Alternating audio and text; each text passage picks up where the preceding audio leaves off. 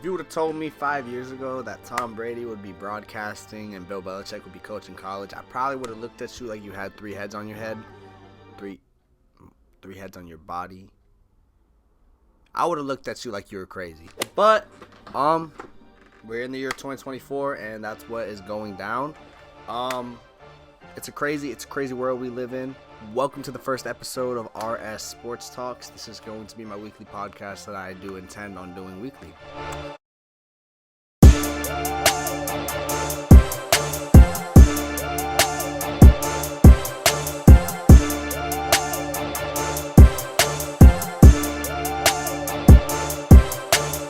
There's a lot of news to talk about, a lot of topics to talk about, so let's get into this.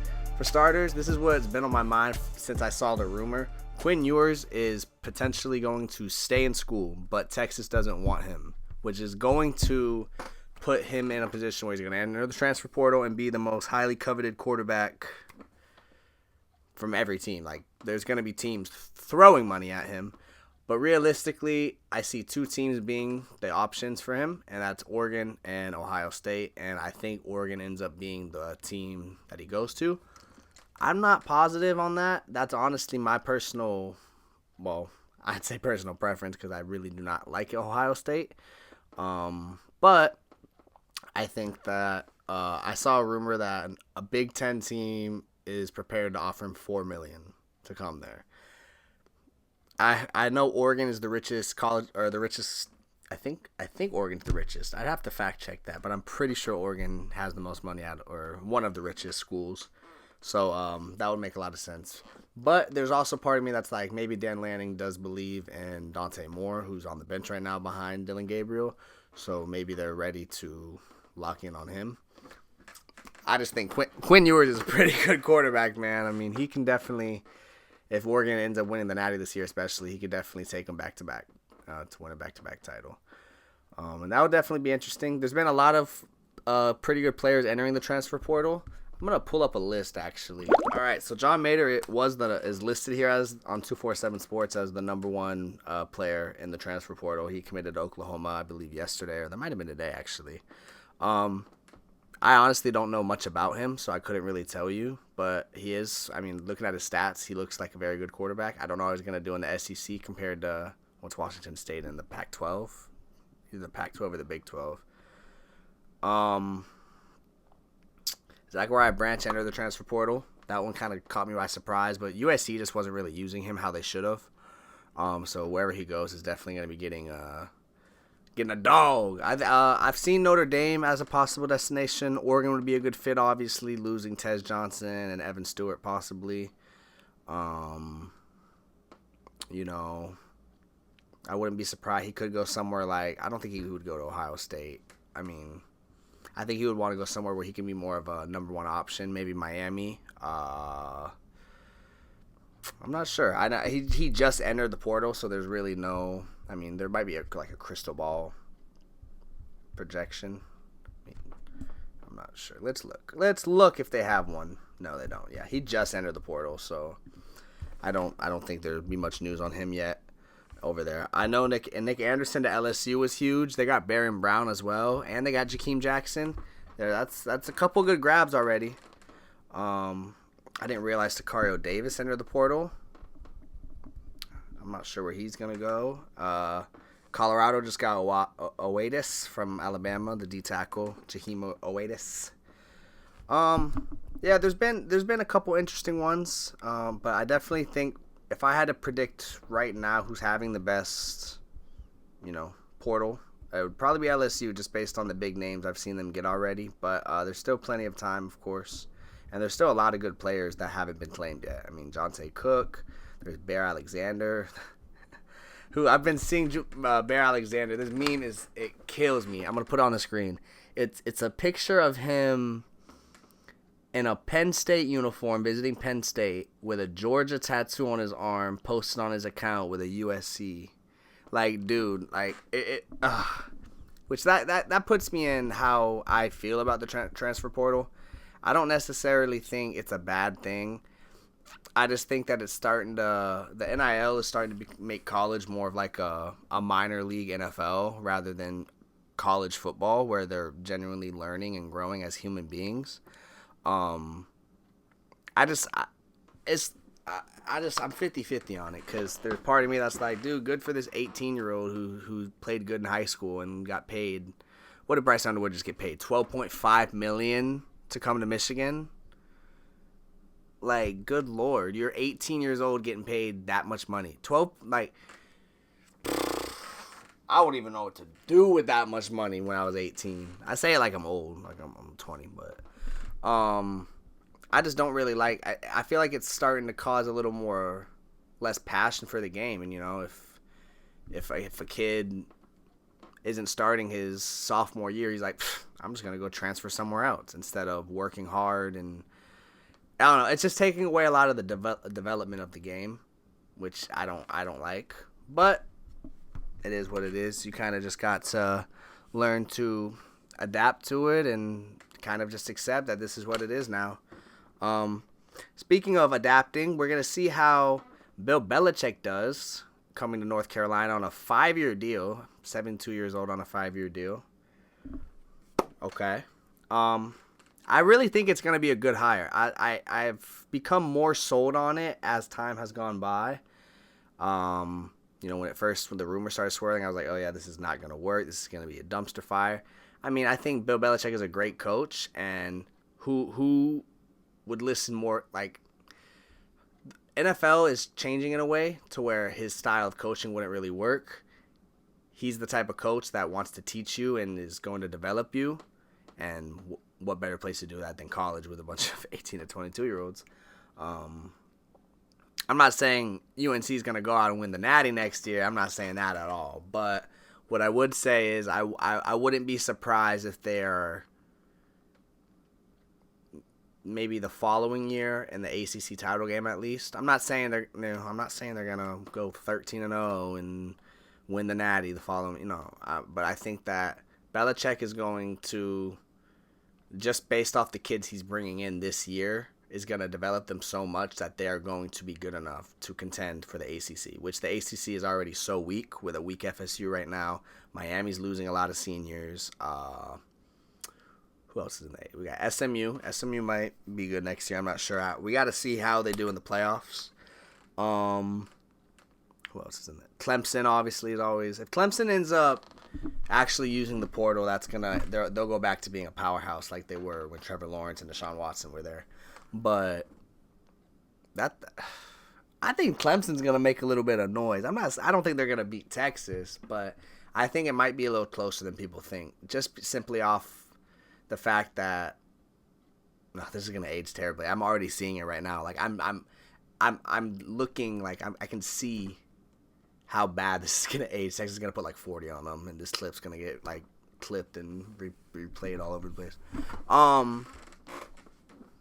I do think that game will be closer, but I think Clemson got a good shot at running the ACC for a while if they actually use the portal. But why are we talking about? We're talking about UNC. I do think that they'll end up being a contender and being a powerhouse eventually, and Belichick will get them back on the map and then basically retire.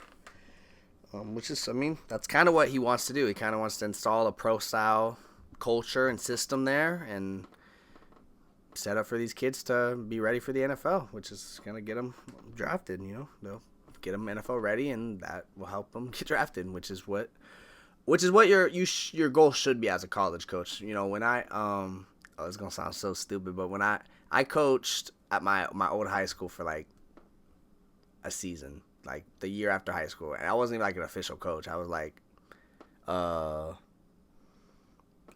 volunteer coach, I guess. I was just doing it to get experience because I had aspirations to be a coach. But my main focus was trying to get them filmed so they can go to college. They would have film to, and preparing them for when college coaches would ask them for stuff. My goal wasn't really about the wins, like the school I was coaching at was buns. I'm not even gonna lie to you. I think they went 4-6 they were 6-4 my senior year, and then they were 4-6 I think the year after. So, and then they just kept getting worse. But I didn't really care about the wins. Like I wasn't going out there like, oh my god, damn, we lost. Oh my god. I was more like, hey, so and so played a great game. He played his heart out. So and so did, I feel like that's what a college coach should be focused on, and so many of these college coaches are just focused on winning the Natty and just throwing money at these kids to come to their teams, and it's just changing the game in a way I don't like. But as I said earlier, just gotta adapt to it. Getting into the college football playoffs that is coming up tomorrow. Well, I'm recording this on Thursday, but it should be posted by Friday. So the first game should be today. As you're watching this, I think tonight is the SMU Penn State game. Let me just fact check that before I'm going out here sounding like an idiot.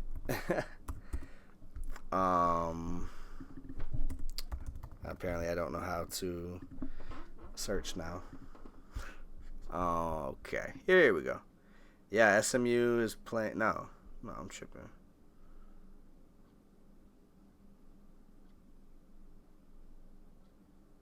No, Indiana's playing Notre Dame tomorrow, or as you're watching this today. All right, anyways, so let's get into the predictions for that. I'm not going to keep it too long. I'm not going to dive too into it. Indiana, Notre Dame. This game is either going to be super close or it's going to be Notre Dame belt to ass. Like, there's no in between. One of my best friends is a Notre Dame fan. And we were kind of talking about it because I was like, dude, I think Indiana got a good chance. I don't think they're going to win necessarily, but I do think it might be a little closer than people think. He's like, nah, bro. Our defenses are strong, and their offense is their strong. Like, we know how to stop them, basically. He was kind of pointing out that Ohio State kind of put a blueprint on how to stop them, and Notre Dame is has good enough talent to stop them.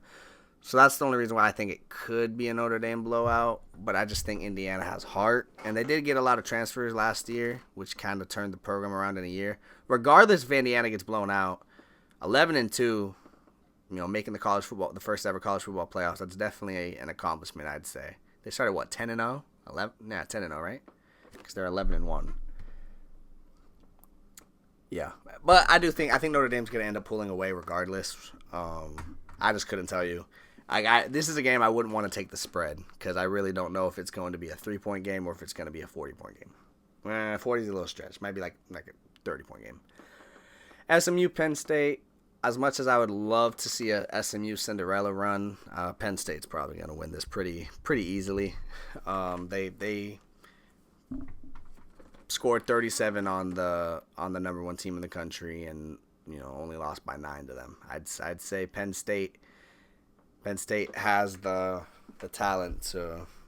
They have all the tools and all the potential to be good. They just never can win these big games. But I think this is a game that they could win. And they do have a nice path, a very easy path, because I believe whoever wins this is going on to play Boise State. Which I think people are underestimating Boise State as well.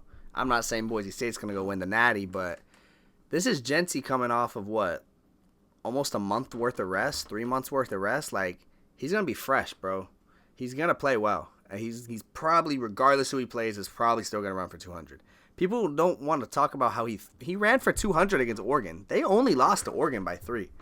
Like, Boise, I keep saying, like, to clarify, I'm not saying this, but I don't think Boise State is as bad as people think just because they're in the Mountain West. I think that is a good team that deserves to be where they're at. And I think that whoever they play in the second round they're going to get a run for their money, and they might even lose. I would not be surprised if Boise State wins their first playoff game. Clemson, Texas, as I said, I think Clemson could keep it close, but I think Texas wins it. With all these rumors about Quinn Ewers, I guess it might come down to how he plays in the playoffs too. That might come down to if he gets drafted. Maybe he balls in the playoffs and his stock goes back up to him being a first-round pick, and he's like, all right, I'm going to just declare.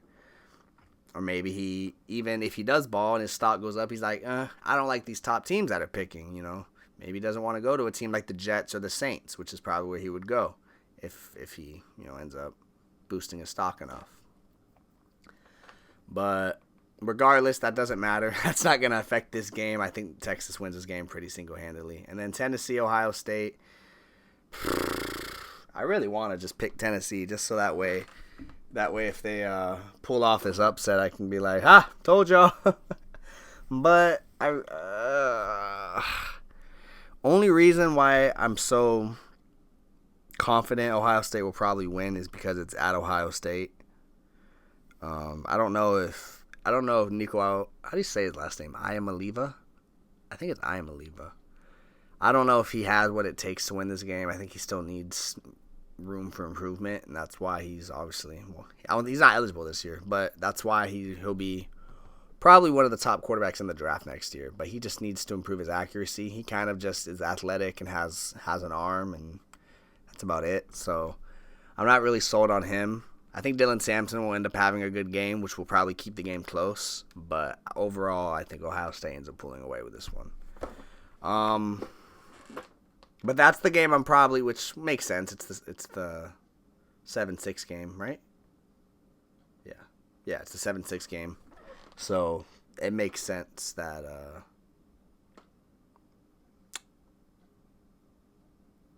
that's the game that I'm the most kind of like not sold on.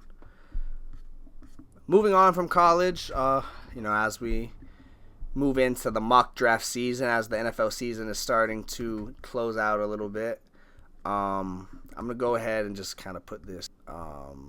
We got a mock draft. I'm not going to dive too into all these picks, but I'll just kind of brief over them. Shedeur and Cam Ward at 1 and 2. It's kind of the consensus right now. Shedeur, there's been so many rumors of him going to Vegas, and there are rumors of him going to New York right now, but Shedeur is going to end up being the number 1 pick most likely, unless he just kind of shits the bed at the combine and in his interviews. But I think it's pretty likely it's either going to be Shedeur's on the Giants or the Raiders, and Cam Ward's going to be on the Giants or the Raiders. Both of these teams are going to end up drafting quarterbacks, I believe. Travis Hunter at 3, best player available. Obviously, he can play both sides, but I think what I've seen is most NFL teams are viewing him as a corner that can play receiver. So I think that's kind of what the Patriots do. They take him here with the intention to start him on the other side of Christian Gonzalez, and then, maybe slip him in as a slot receiver in some packages. Will Johnson at 4. Jaguars need help in the secondary. Go ahead, just pair him up with Tyson Campbell. This could very well be Mason Graham, but I think that you kind of value corner more in a division with C.J. Stroud, and I guess that's it. I started that as if the AFC South is some like powerhouse of quarterbacks, but it was supposed to be. Abdul Carter to the Panthers at 5. This could be a receiver very well to them, but I think this is just best player on the board. Go ahead and get that defense better. That's pretty bad. So get Derek Brown some help. We're going to go McMillan to the Titans at 6. Obviously, they need a quarterback. I think there's a strong chance they get one in free agency. It could be Aaron Rodgers. It could be Derek Carr. It could be Sam Darnold. It could be Justin Fields. There's just not a quarterback we're taking here. Jalen Milroe will not be the 6th overall pick in the draft. I would probably bet a heavy amount of money that Jalen Milroe is not worth being the 6th pick. But maybe I shouldn't say that, because Anthony Richardson probably shouldn't have been the 4th pick, and he was just based off his potential. So, Kelvin Banks to the Browns at 7. I really wanted to go Ashton Jeanty here. I just don't know if he goes top 10 just because he's a running back. But we've seen it, and I think he's definitely good enough. He was the Heisman runner-up.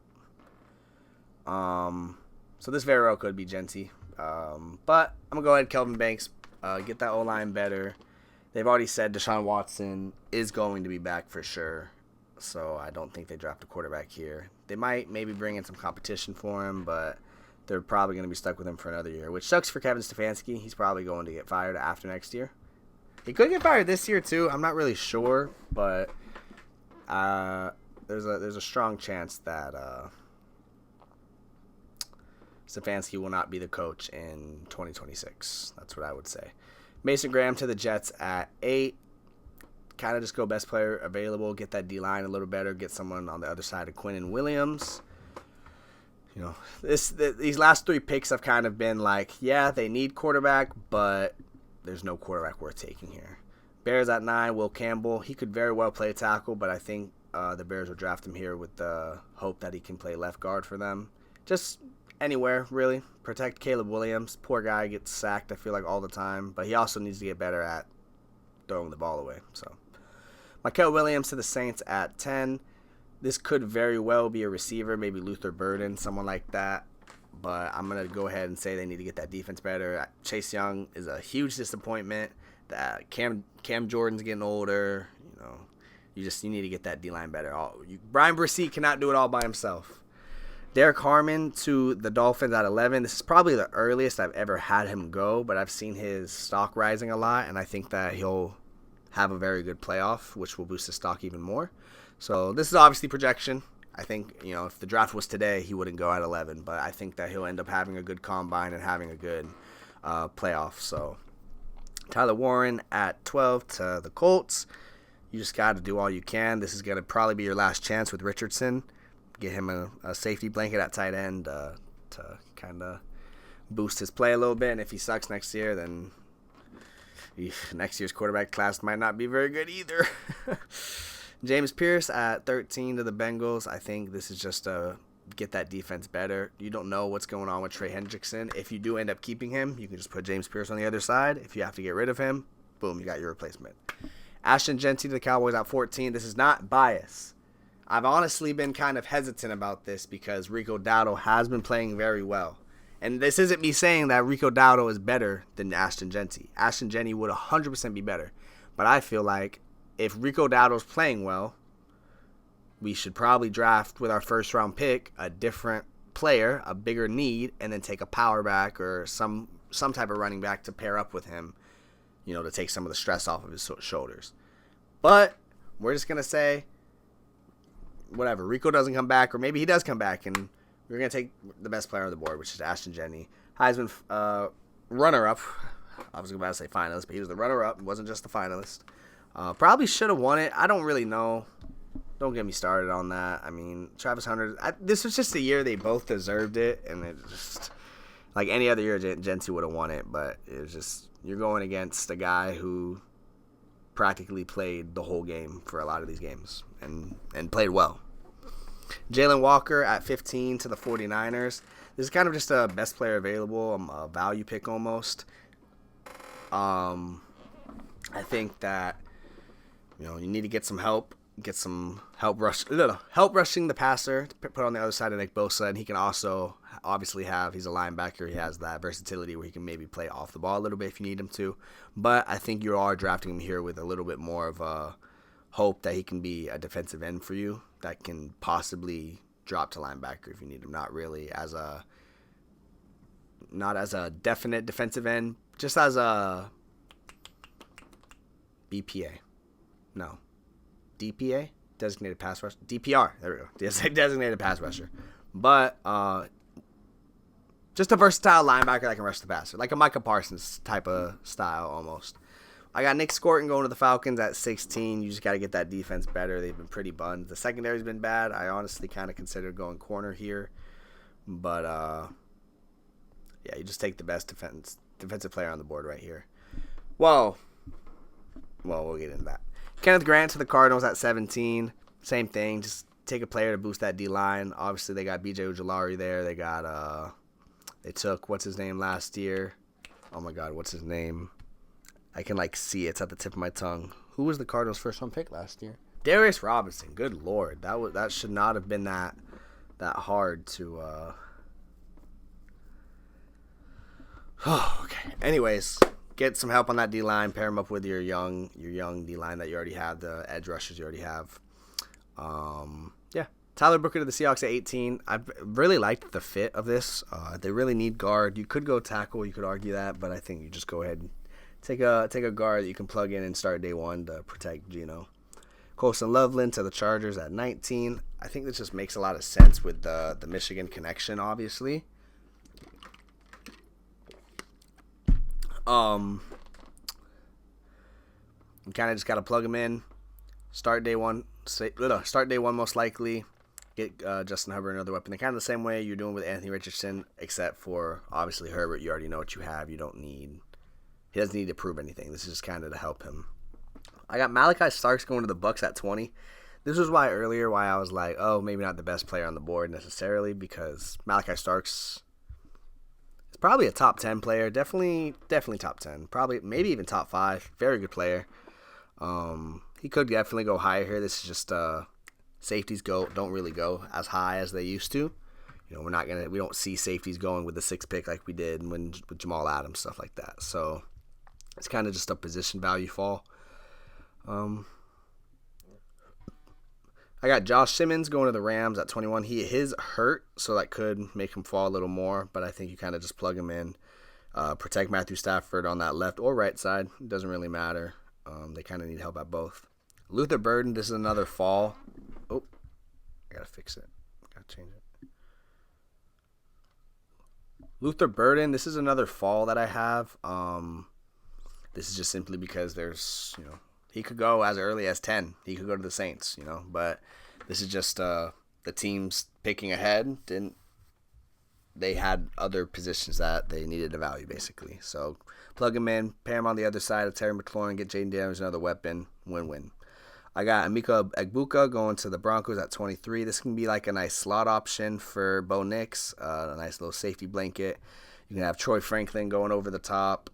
You obviously got Marvin Mims. You got Courtland Sutton, but I don't know how much longer Courtland Sutton's really going to be there.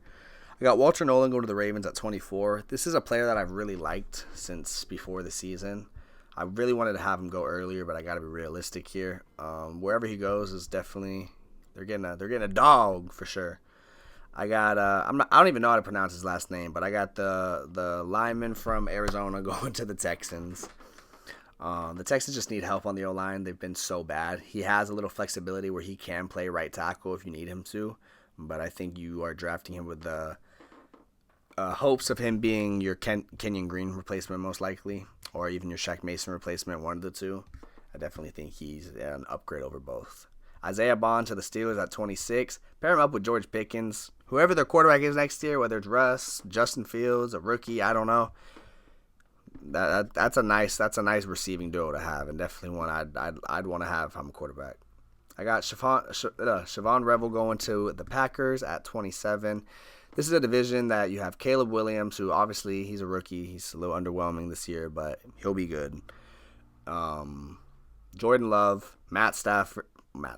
Good Lord, what year am I in? Oh, my God. Jared Goff. And then, you need to get corners to protect them. You got to cover Justin Jefferson. You got to cover Amon-Ra St. Brown. There's good good receivers in that division that you're going to have to cover. I got Benjamin Morrison going to the Vikings here. Same deal. You need to get a corner. He's obviously falling here because of injury, but this is a dog. Let's not forget how good he is, how good he was when he was healthy.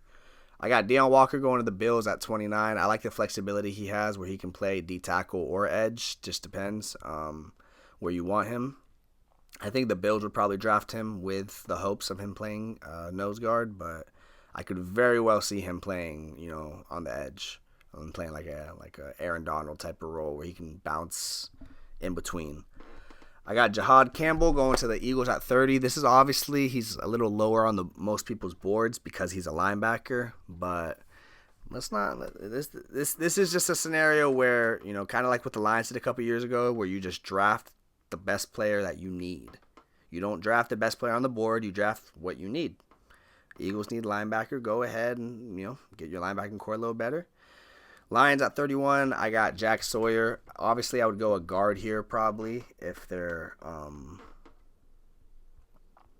were better ones on the board, but I don't really think there's any worth taking in the first round, so that's why I have Jack Sawyer going here. I like the fit of him being on the other side of Aiden Hutchinson, and he could even, if for some reason Aiden Hutchinson gets hurt again, or if his rehab doesn't go according to plan, Jack Sawyer could play in that role until he comes back. But I've been seeing that he might come back if they make it to the Super Bowl, so who knows? And then we got Cameron Williams going to the Chiefs.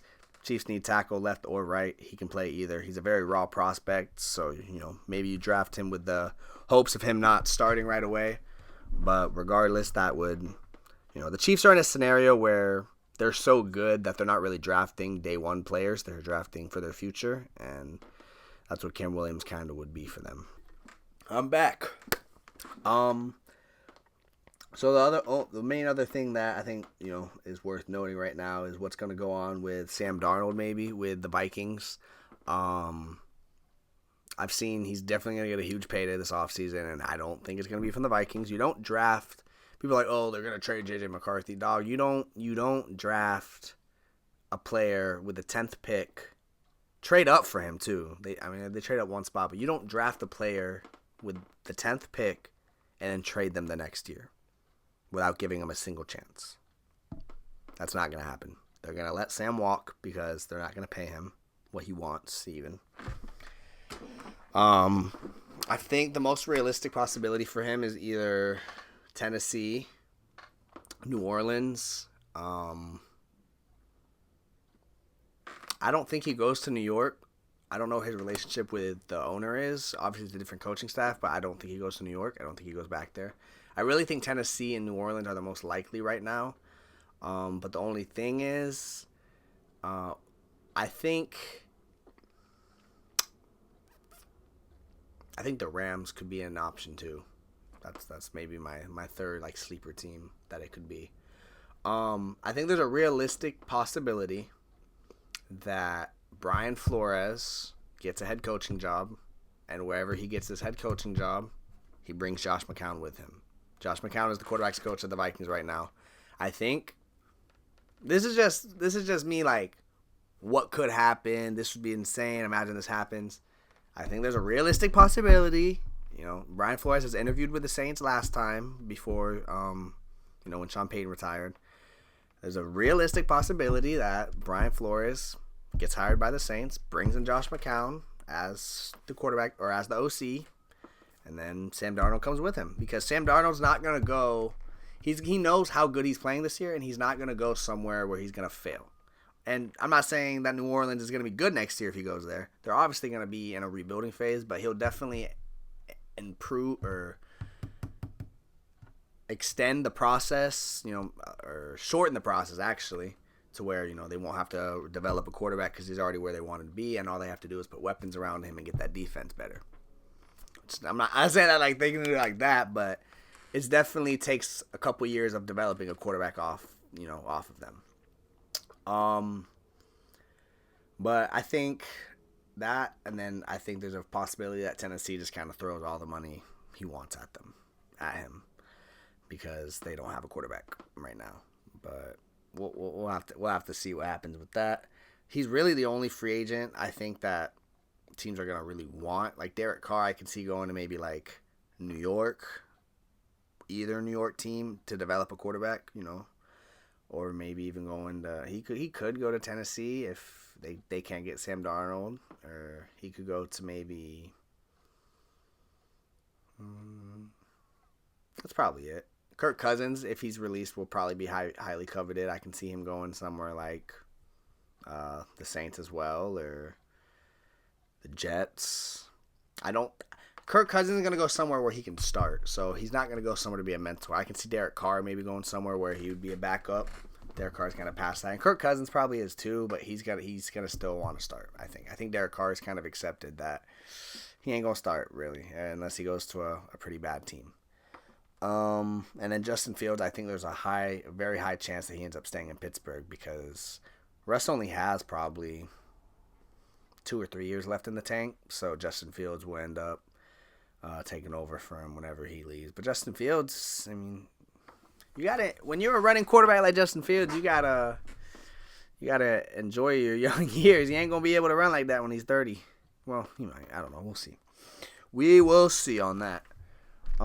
There is a lot of coaches that are still probably gonna be fired. If I had to guess, I would say. So how many have been fired? We got the Jets, the Saints, the Bears have all fired their coach. That's it. But I think Doug Peterson's gone after the year. I think Zach Taylor's gone after the year. This is one I'm a little hesitant on. I don't know if the Raiders fire Antonio Pierce. I think it's very possible. But I think the players really like him as well. I just think that Brady being part of the ownership now is going to enhance or is going to affect decisions they make. So I think there's a strong chance that he's going to fire Antonio Pierce with the intention of replacing him with Mike Vrabel. I think Brady. One of the first things Brady did when he became the Raiders, the minority owner, whatever, was he reached out to Belichick about coaching. So I think Brady wants to bring in a big name that's going to change the culture and to pair up with this rookie quarterback that they're going to have, which is going to be Shador or Cam Ward most likely. I'd probably bet on Shador, though. I think there's a strong chance Shador plays there. I got Ben Johnson going to the Jaguars. This is kind of one where I'm like, Ben Johnson might not even be a head coach next year. And not because he's not good enough, just because I don't really want to coach for any of these teams. I think the most realistic options for Ben Johnson, other than the Jaguars, obviously, I think this is a realistic option. But I think the best options for him are the Bengals or the Bears. I don't think he wants to go to the Jets. I don't think he wants to go to the Raiders. He wants to go somewhere that the quarterback position is already locked in, and he can basically just add a couple players around him and change the culture type of thing. But I'm very confident that Joe Brady will be the Bengals head coach next year, and Cliff Kingsbury will be the Bears head coach next year, simply because of the quarterback OC connections. I guess for Caleb Williams it would just be he was like an offensive assistant, but Joe Brady was the offensive or the pass game coordinator at LSU when Joe Burrow was there in 2019, and then he went he was the OC for Carolina, and then he became the quarterback's coach for Buffalo. And then he got moved up to OC, and he's been calling a beautiful, beautiful games for Josh Allen, man. And then what other teams am I missing? I think Aaron Glenn is going to go to the Jets, Detroit's defensive coordinator, if you don't know. He played for the team. He's already expressed interest in coaching them. And then they're not going to get Ben Johnson. The Jets are not going to get Ben Johnson. It's just not going to happen. They're not going to get Ben Johnson. And then, as I said earlier, I do have Brian Flores going to the Saints. I think that's a very realistic thing. Dark horse, John Gruden, I think. He's friends with the owner. He was an offensive consultant, or maybe not offensive, just a consultant for the Saints last year. I think there's a very strong possibility he'll at least interview with the Saints to be their next head coach. And then this is kind of a dark horse as well, because I don't know if the Giants fire Brian Daboll. But I'm going to say in this scenario that they do fire him, and they bring in Liam Cohen, the Bucs offensive coordinator, who's been tearing it up as the play caller, man. I mean, Baker's been playing very well. You can hate on the Bucs all you want, but they have been playing very much above expectations, I think, this year. Losing their OC from last year to Carolina. You got to give him credit. He's calling a great offense, but maybe some teams want to see him coach another year to make sure that his offense isn't too predictable. So this is a dark horse because A, don't know if the Giants fire their coach. B, don't know if teams really want Liam Cohen as a head coach next year. So that's why I kind of just paired them together there.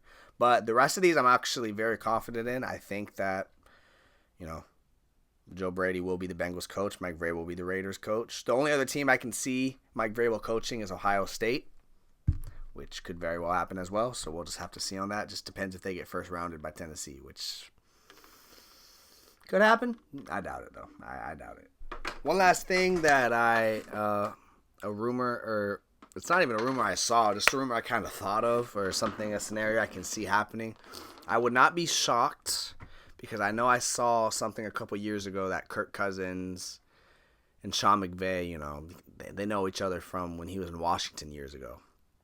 I would not be shocked if Stafford does end up retiring this year, which I don't know if he does. That's the only reason why I don't know if this will happen. But if Stafford ends up leaving the Rams and retiring, I'd put a lot of money that Kirk Cousins will be the Rams quarterback next year. I'm not saying that's like set in stone, but I just know that him and Sean McVay, have history together, and I think that if Michael Penix ends up playing good these last 3 games, which there's a strong chance he will, Kirk Cousins will end up demanding a release or demanding a trade to the Rams, which I think he has no trade clause, which no trade clause is where they have to pick what team, right? Or does that just mean they can't get traded at all? Yeah, so no trade clause means they can veto the trade. So I think that there's a strong chance that Kirk Cousins will end up either being he'll end up being in the NFC West probably. That's what I would probably bet on. Don't quote me on that. I'm just a 20-year-old stirring shit up. But that is going to be the end of this episode. As I said, I do intend on doing these podcasts weekly. I've been wanting to start this since last year. But it's been a crazy year. I've really focused on fixing my mental health, fixing my physical health, all that shit. But like I said, I do hope to end up streaming. Probably just gaming mostly. I might do some IRL streaming, but mostly just maybe 2K, Fortnite, Madden, all that. Just kind of doing all I can to get content out there, because that is what I want to do with my life, and I hope that it ends up working out. I don't know why I'm getting all sentimental and shit. Thank you guys so much for watching. If you did sit through and watch the whole thing, thank you very much. I am working on how to get these uploaded to Spotify as audios and uploaded to Apple Music. I'm not sure if this one is going to be, so this might just have to be a YouTube one. But before the new year, I definitely am going to start having these posted on streaming platforms where you can actually listen to it as a podcast. So until then, though, thank you guys so much for watching. If you did enjoy, do not forget to leave a like, subscribe to my channel, follow me, all that. And I'll see you in the next one.